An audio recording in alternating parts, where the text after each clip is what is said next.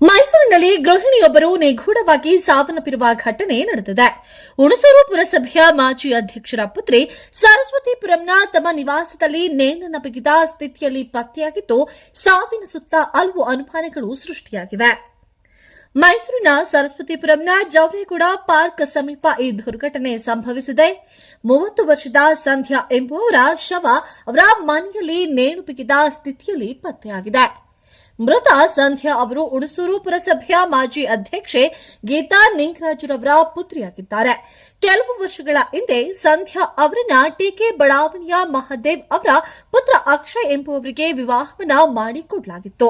ಆದರೆ ಕಳೆದ ಕೆಲವು ದಿನಗಳಿಂದ ದಂಪತಿ ನಡುವೆ ಕೌಟುಂಬಿಕ ಭಿನ್ನಾಭಿಪ್ರಾಯಗಳಿದ್ದವು ಎನ್ನಲಾಗಿದೆ. ಇದೀಗ ಏಕಾಏಕಿ ಸಂಧ್ಯಾ ಅವರು ಸಾವನ್ನಪ್ಪಿರುವುದು ಅವರ ಪೋಷಕರಲ್ಲಿ ತೀವ್ರ ಆಘಾತವನ್ನ ಉಂಟು ಮಾಡಿದೆ.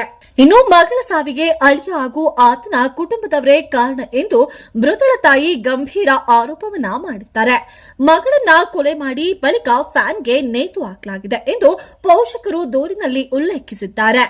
ಸದ್ಯ ಪೋಷಕರು ನೀಡಿದ್ದ ದೂರಿನ ಅನ್ವಯ ಸರಸ್ವತಿಪುರಂನ ಪೊಲೀಸ್ ಠಾಣೆಯಲ್ಲಿ ಪ್ರಕರಣ ದಾಖಲಾಗಿದ್ದು, ಸಾವಿಗೆ ನಿಖರ ಕಾರಣ ಏನೆಂಬುದು ಪತ್ತೆ ಹಚ್ಚಲು ಪೊಲೀಸರು ಕಾನೂನು ಕ್ರಮವನ್ನು ಕೈಗೊಂಡಿದ್ದಾರೆ ಹಾಗೂ ತನಿಖೆಯನ್ನು ಚುರುಕುಗೊಳಿಸಿದ್ದಾರೆ.